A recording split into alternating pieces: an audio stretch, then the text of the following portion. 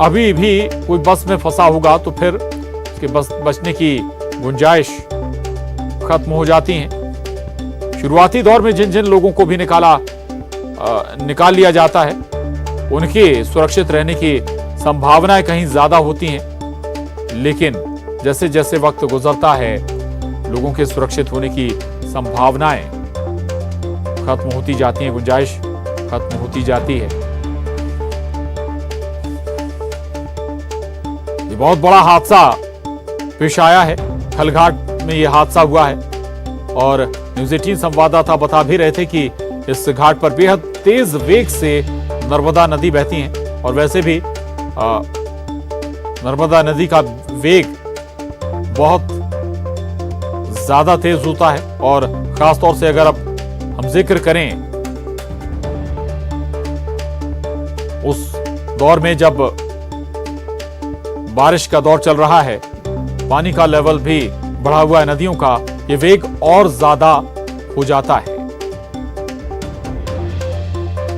बारिश में पुल के पास तक पानी आ जाता है, पुल के किनारे तक पानी पहुंच जाता है।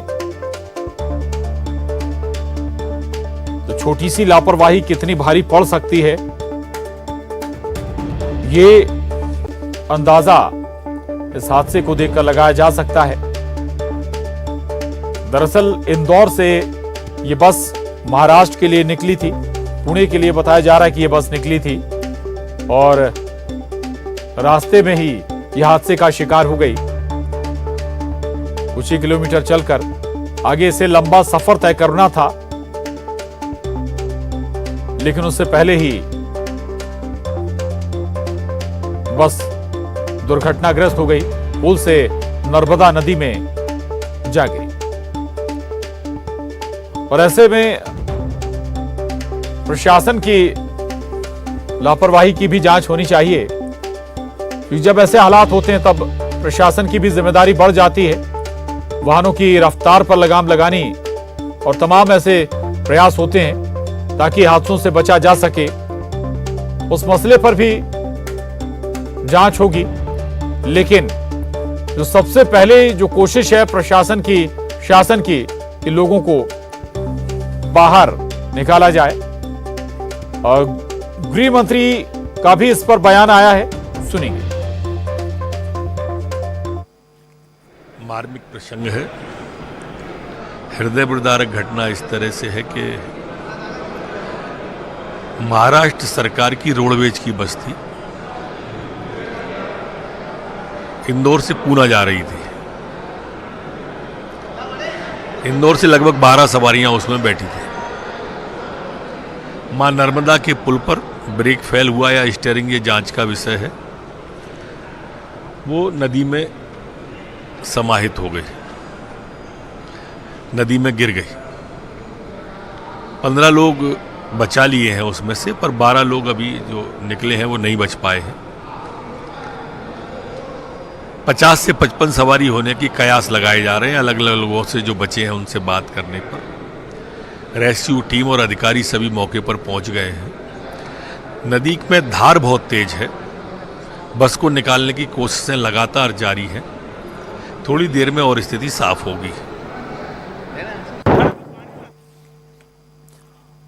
और गृह मंत्री नरोत्तम मिश्रा को सुन रहे थे आप, वो बता रहे हैं कि करीब 15 लोगों को सुरक्षित निकाला गया है, जबकि 12 लोगों के शव बाहर निकाले गए हैं। ऐसे आशंकाएं करीब 50 के आसपास लोग इस बस में सवार होंगे। रफ्तार वेग ज्यादा है, बहाव बहुत तेज है नदी का, इसलिए ऐसी आशंकाएं भी हैं कि लोग बह ना गए हों आगे, इसलिए रेस्क्यू लगातार चलाया जा रहा है।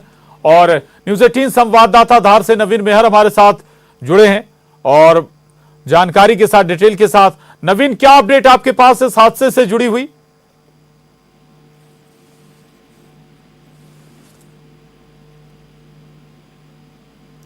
नवीन, आवाज आप तक पहुंच रही है?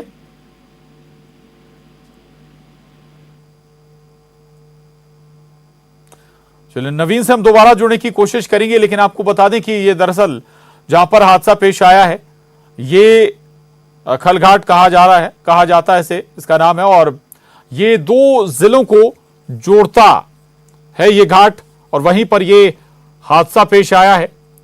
धार और खंडवा, माफ कीजिएगा, धार और खरगोन, दो जिलों को जोड़ने वाला यह घाट है और वहीं पर यह घटना घटी है, हादसा पेश आया है। इंदौर से यह बस निकली थी और करीब 10 बजे के आसपास यह हादसा हो गया। बड़ी बात यह कि बहुत ही जल्दी लोग एक्टिव हुए और वहां इस हादसे में लोगों को शुरुआती दौर में ही बाहर निकाला गया है। लेकिन गृह मंत्री को हम सुन रहे थे, बता रहे हैं कि करीब 12 लोगों के शव भी निकाले गए हैं, लेकिन उससे पहले 15 लोगों को सुरक्षित भी जिंदा निकाल लिए हैं। चूंकि पानी का प्रवाह बहुत तेज है और लगभग 12 अभी लोगों के हमारे बीच से जाने की खबर है। दुखद है वो 12 का। ऐसा कयास लगाया जा रहा है कि 50 से 55 लोग उसमें रहे होंगे।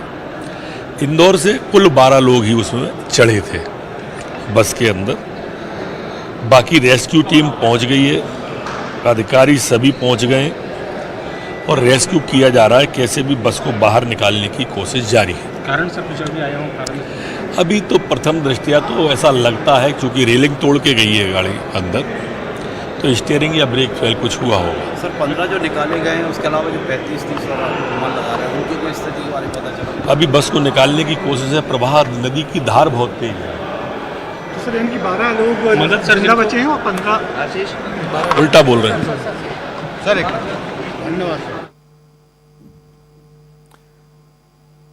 तो गृहमंत्री नरोत्तम मिश्रा को आप सुन रहे थे और जैसा कि वो बता रहे हैं कि इंदौर से केवल 12 लोग इस बस में सवार हुए थे और हालांकि आगे कितने लोग सवार हुए ये अभी साफ नहीं हो पाया, लेकिन जैसे ये बताया जा रहा है कि ये माना जा रहा है कि 45 से 50 लोग इस बस में सवार होंगे। नवीन मेहर हमारे साथ जुड़े हैं और डिटेल के साथ। नवीन, क्या अपडेट, क्या और जानकारी आप अब तक पहुंची इस हादसे से जुड़ी हुई, बताएं। जी हाँ, बिल्कुल।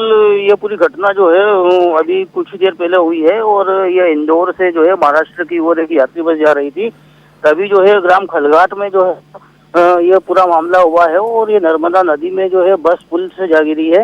अभी प्रारंभिक तौर पर जानकारी यही आ रही है कि करीब 10 से 15 शव जो है वो निकाले जा चुके हैं और जो है हमारी टीम भी मौके पर पहुंचने वाली है और उसके बाद ये पूरा मामला जो है क्लियर हो पाएगा।